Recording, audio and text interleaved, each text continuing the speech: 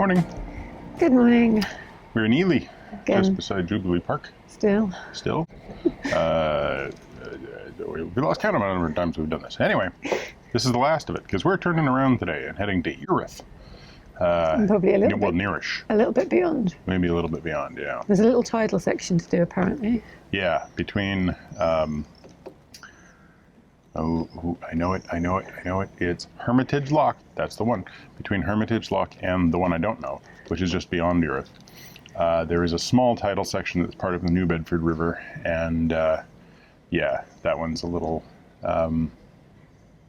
just desirable to scoot through, although there are moorings on there. Oh. Wouldn't be a big deal. It's not, hugely tidal at that point, but it is somewhat tidal. So yeah, we'll head down and we'll probably go a little bit past Earith, find moorings. It's a fair way. It's going to be maybe 4 or 5 hours? Yeah. Yeah, and there's a possibility of seals, although slim possibility of Yeah, seals. I've seen seals. Yeah, you've seen seals On the now. wash. It's not a big deal. Yeah. Even though we're miles from the wash, it wouldn't be at all exciting to see seals No, again. it absolutely would. Just lying, basically. Yeah, there's also a marina there that's supposed to have a very good chandlery and fuel and everything. So anyway, I have this morning topped us up with fuel by emptying our jerry can into the tank. The jerry can has had some issues recently where I overfilled it when we last got it filled up. So it's gotten, in the very hot weather that's occasionally happened, there's been sun hitting it and it's overheated, and we've had little tiny bits of diesel coming out, which is Not ideal. not ideal.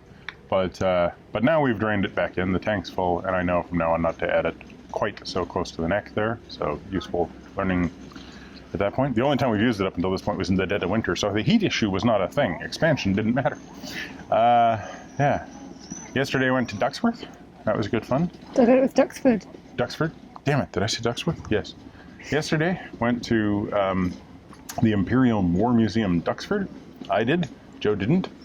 Joe, on being showed the video, was like, that is the dullest museum ever. No, I'm sure it is kind of interesting, but Michael was gone for 12 hours. I mean, a few hours was travelling because you had to get a train and a bus there. And there was some waiting time, but still, you were there a long time. Yeah, well, I was really fascinated. I mean, there was all sorts of stuff, like, Insert montage of the Concorde, the Lancaster, the B-25 Mitchell, the B-29, the SR-71, the numerous tanks, the large number of British airplanes of sorts that I hadn't seen, both transport aircraft in World War II era. There was a Perry Swordfish, the killer of the Bismarck, not that one, and there was Taffy's Lightning. So it was all very exciting. And she would have been bored out of her mind. So, but it took me quite a while to get through it. I did see everything that was open, and some really interesting stuff. I also met a little boy who was very into airplanes, and he decided I was his friend. So he was telling me about his other friends that he had met, and they were all 5. So it was cute though.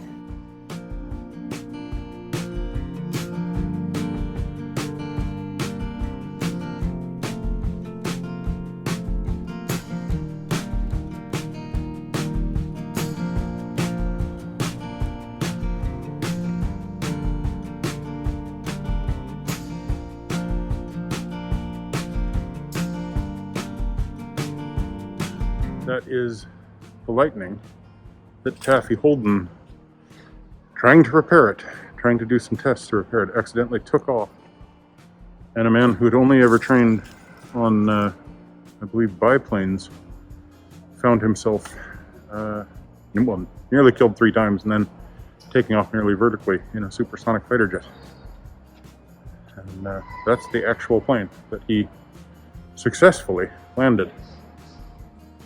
More or less ending his career, but at the same time, it's quite a story. Taffy Holden.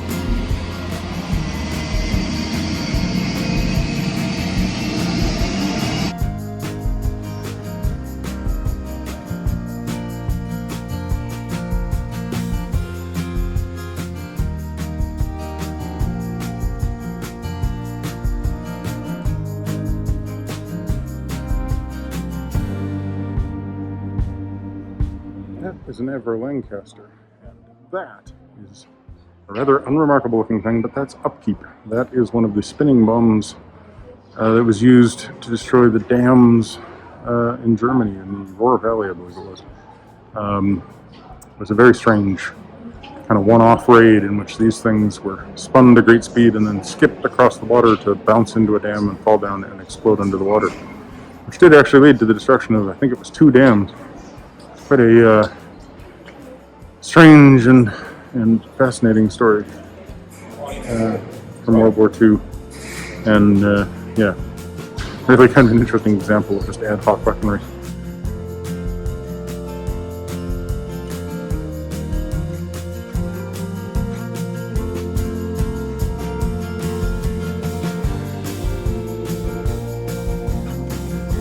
That's a fairy swordfish. These are interesting because one of these, not this one, this is a night fighter, but one of these was used to torpedo the battleship Bismarck and put the Bismarck's rudder out of action, leading to the Bismarck's destruction. Basically, this biplane, largely wood, fabric, and metal, you know, but a kind of design you wouldn't have been surprised by in World War I. Less than 50 years after the introduction of aircraft to the world, is used to end the whole concept of battleships and surface ship bombardment. This is really one of the technology changes that led to the breakdown in thousands of years of history of ships as firing platforms for anti-ship combat. It's just fascinating.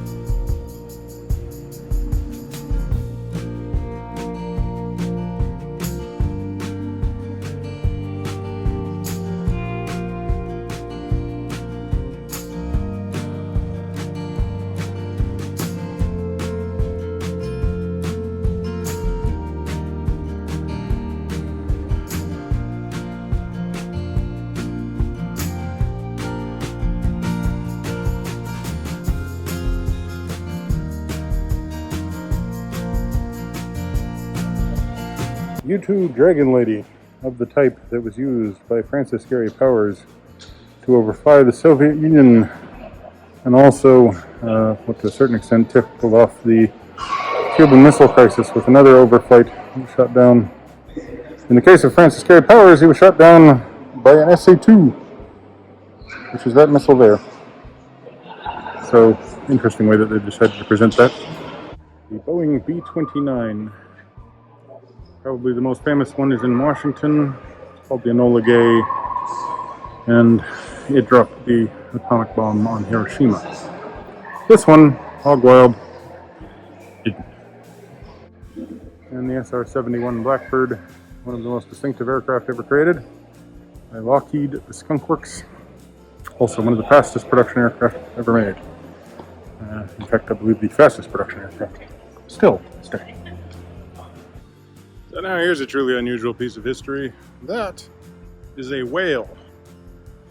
It's part of the Mulberry Bridge.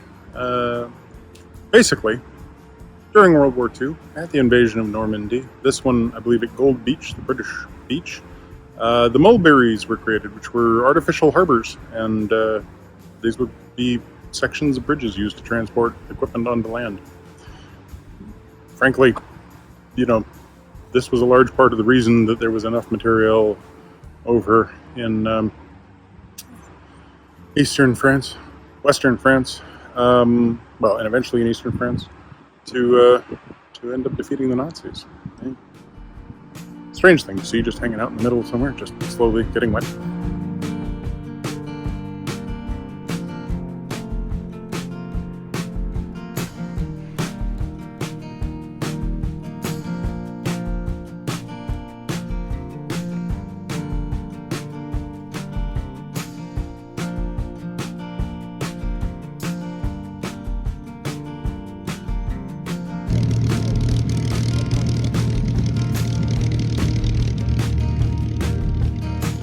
Anyway, we need to go to the service point, even though the Elsan we think is out of action at the moment. Yeah. Well, there's a note up to say it's out of action till further notice.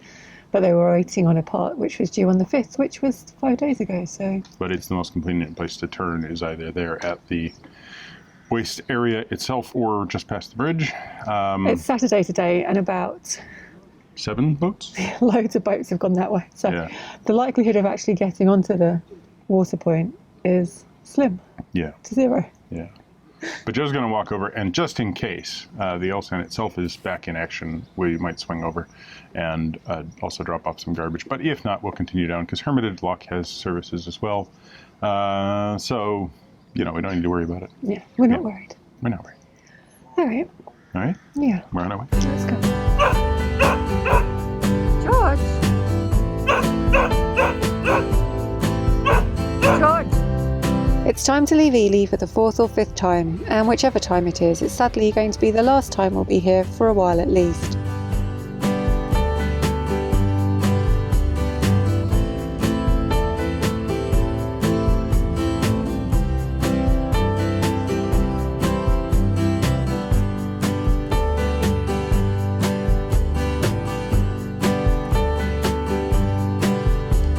It's been a change of plan. We've decided just to turn the boat there because it's so busy. There's no way we're going to get onto the Elsan point.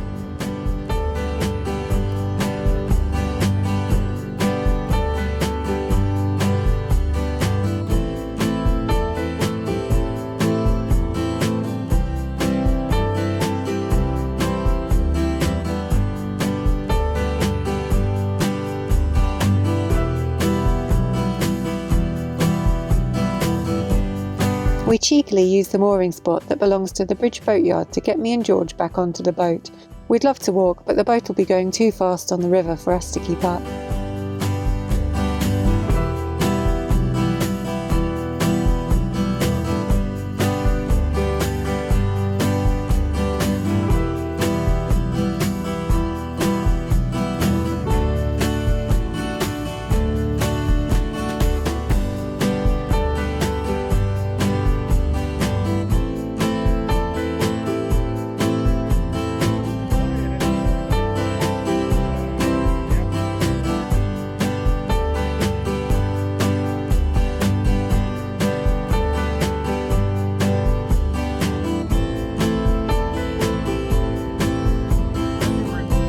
We slow down and wait to find out what these rowers are doing. Once they set off, they'll be much faster than us, so it makes sense for us to stay behind them.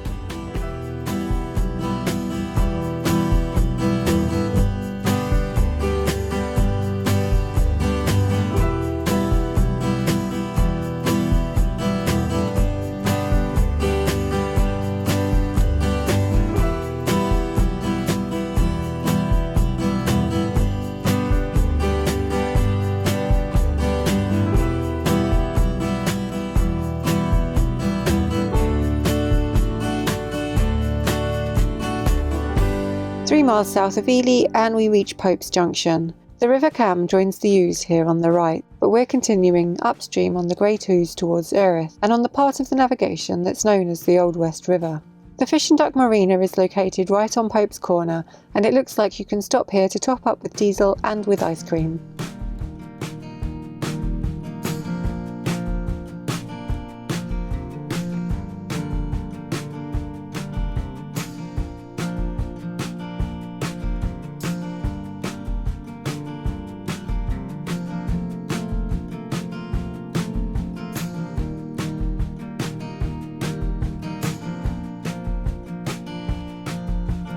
Before all the changes were made to the waterways in the 17th century by Vermuyden, the Old West River actually ran from east to west. Vermuyden linked this river to the River Cam and reversed the direction of flow. Many of the rivers in the fens have changed course over time, and it's pretty fascinating to learn about them.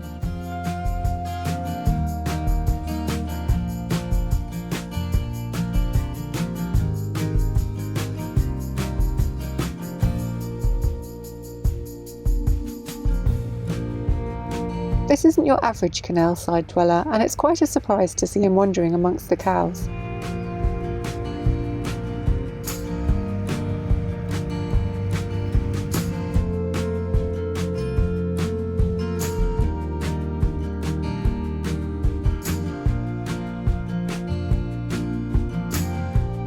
It's a good 11 miles from Pope's Corner to Hermitage Lock and the tidal section, and it's going to take us about 3 hours of cruising to get there, if we're lucky. This is Streatham Old Engine, which was used for land drainage. It was restored by the Streatham Engine Trust and is now a scheduled ancient monument. There was once over 100 steam-powered pumping stations that were used for drainage on the South Fens in the 19th and early 20th centuries, and this is the only one that survived. The old engine was installed here in 1831, and it worked hard draining the land for almost 100 years before it was replaced with a diesel engine. And for those wanting to visit by boat, there are some Goba moorings here. In fact, I think they may be only one of 2 moorings on the Old West River.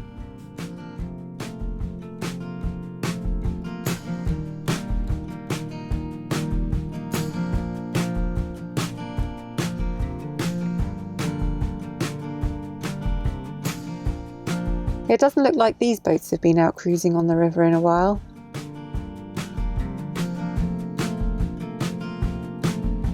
Okay, someone must know the story behind this rusty hull being upside down on the bank here.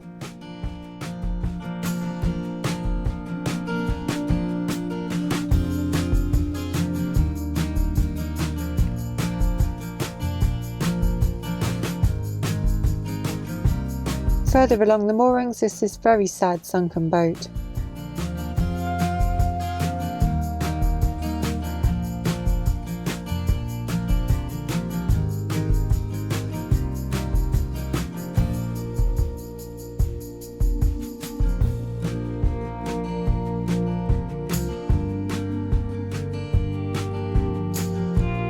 These boats are moored at the wonderfully named Lazy Otter Marina. And then under the bridge is Streatham Ferry Marina.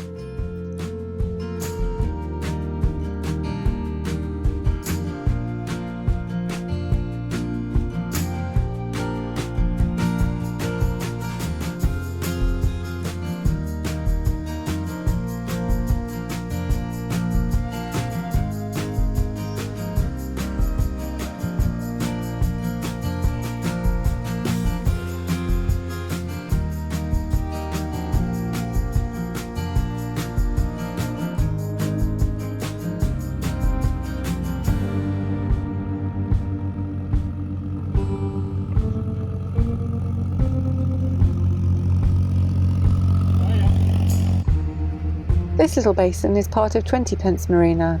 I say little, but it's not actually that small.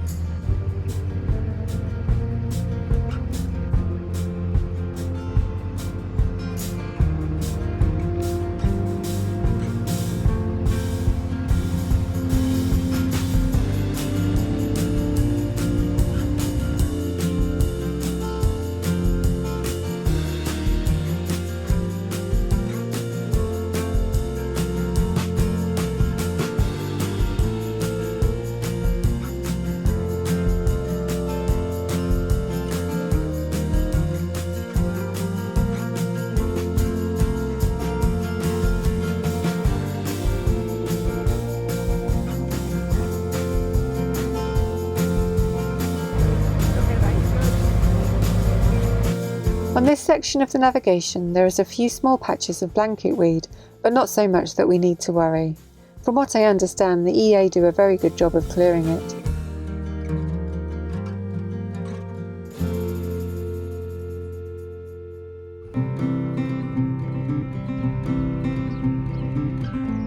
This poor cow has an itchy head and she's using the crank handle on the pump to scratch it, unless she's actually trying to turn the crank, that is.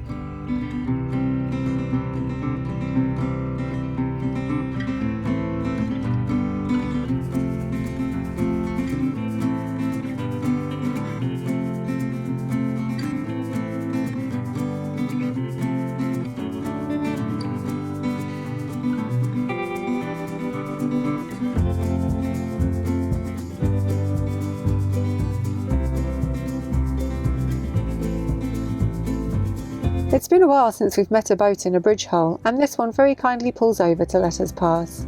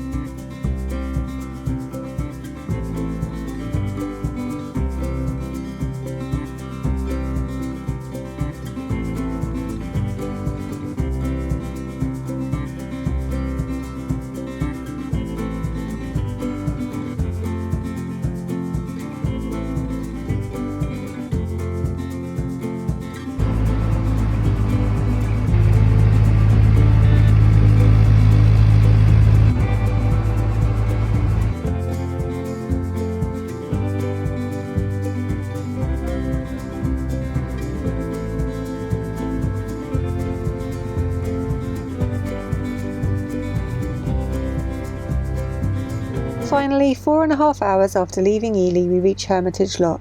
Now for the tidal section.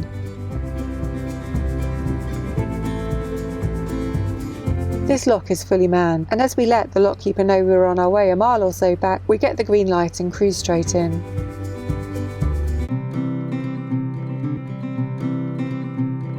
I'm not a great passenger in locks. I'm much happier on the lock side where I can see what's going on. And George definitely prefers to be on land, but still there's something very nice about having a lockkeeper do all the work for us. So we're in Hermitage Lock and we're about to go out on the tidal section. Hopefully we can stop and use the facilities first. Especially the shower.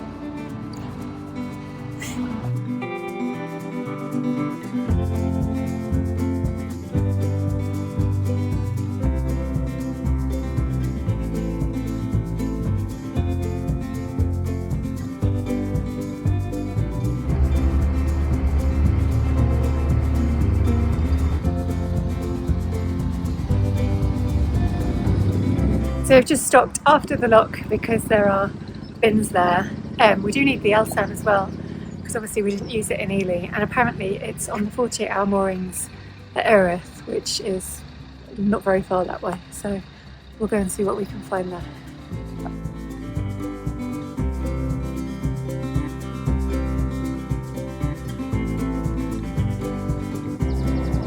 And then behind me there is the river, the tidal river, that'll take you, because this is tidal as well, but that'll take you the short way, the direct way back to Denver, just below the Denver Lock where we arrived from the wash.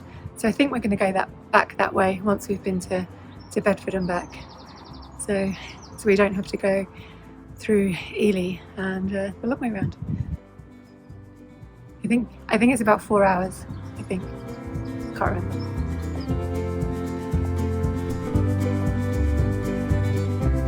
Time to leave the pontoon, but we'll just wait for this boat to pass first.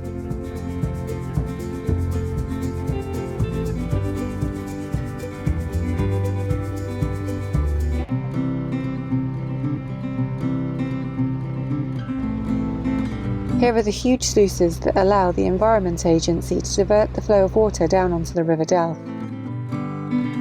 As we pass Earith, we pass some rather lovely riverside gardens.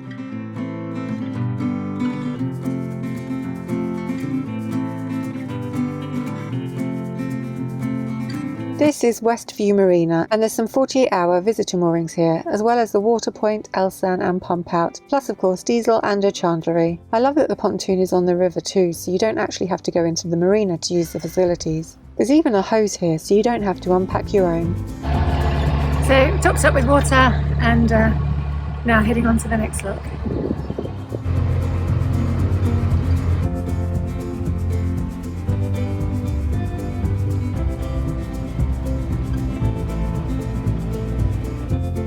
These concrete blocks are from an old railway bridge that once crossed the river here. Above the lock on the tidal section, the river is much wider. We're about 40 miles from the wash here, so I don't actually think the tide affects the water levels that much. The river has a very different feel above the lock. As well as being tidal, it feels much more open here. And then we spot a seal and her pup sunbathing on the bank. We had heard rumours of there being seals this far south, but we didn't think we'd be lucky enough to actually spot one, let alone one with a baby.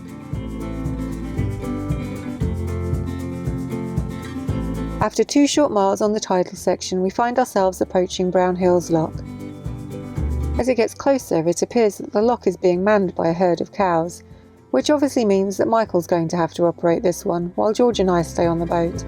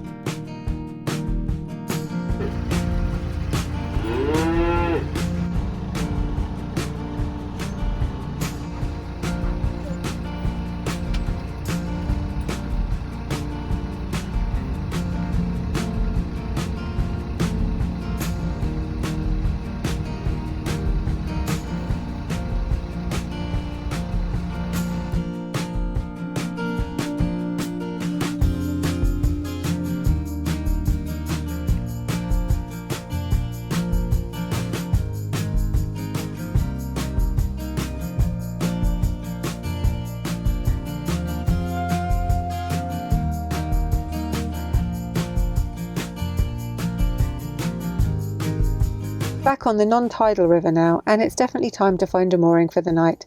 It's been a really long day.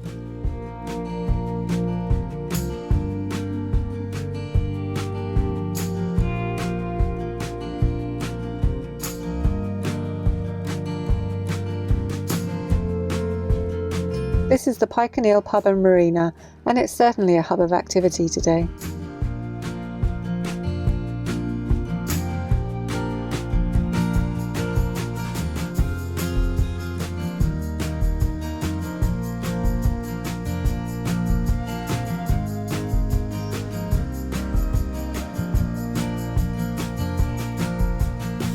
Welcome to Mosquito City. Everywhere. That wasn't a mosquito, that was a fly, but we just come up Brown Hill Walk, past a whole bunch of little cows. The lock keepers there were really useless, I thought. I mean, they were cute, but... Yeah, well, that's true. Yeah. Leathery complexion, a little bit on the... Just eating constantly. Yeah, and the only thing they liked, like they were either vegetarian or they were eating yogurt. It's, yeah. Yeah, so Michael had to do that look because I refused to go past the cows. There was a lot of cattle there, like lots of big cows and lots of little cows and bulls. And yeah, the little ones were young enough that they're quite skittish, and the adults were therefore quite... There was one that kept coming up when I was in the boat. Yeah. And it would stare at me, and then I'd look at it and it'd be like, ah, and it would run away. No. That happened twice. Yeah, and there was a white one that kept coming up to the pedestal thing behind me, like a piece of hardware or whatever. Yeah. But anyway, it was behind me as I'm operating the lock, and he kept coming up and sort of staring around, like, what is this?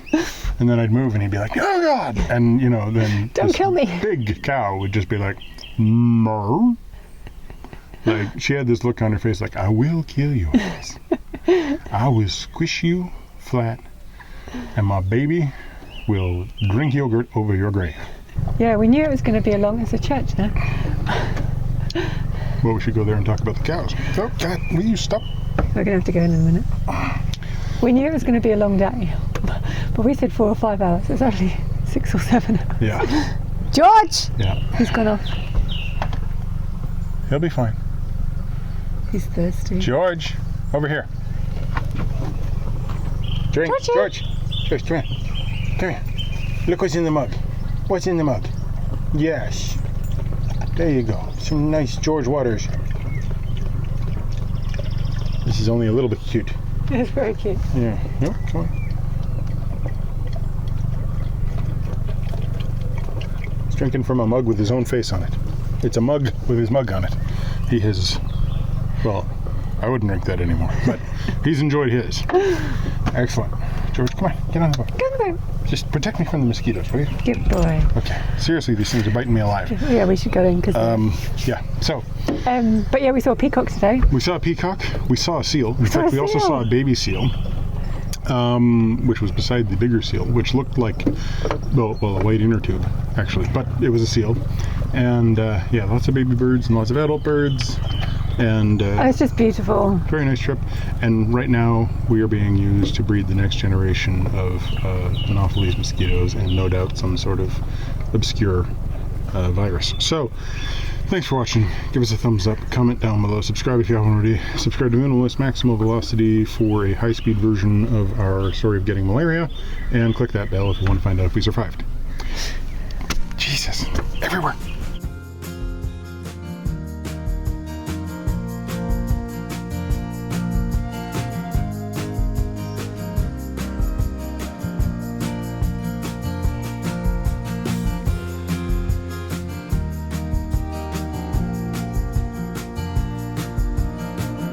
Marching one by one, hurrah, hurrah! We little gooses, one by one, we're walking to a place that's fun, where little gooses on the walking run.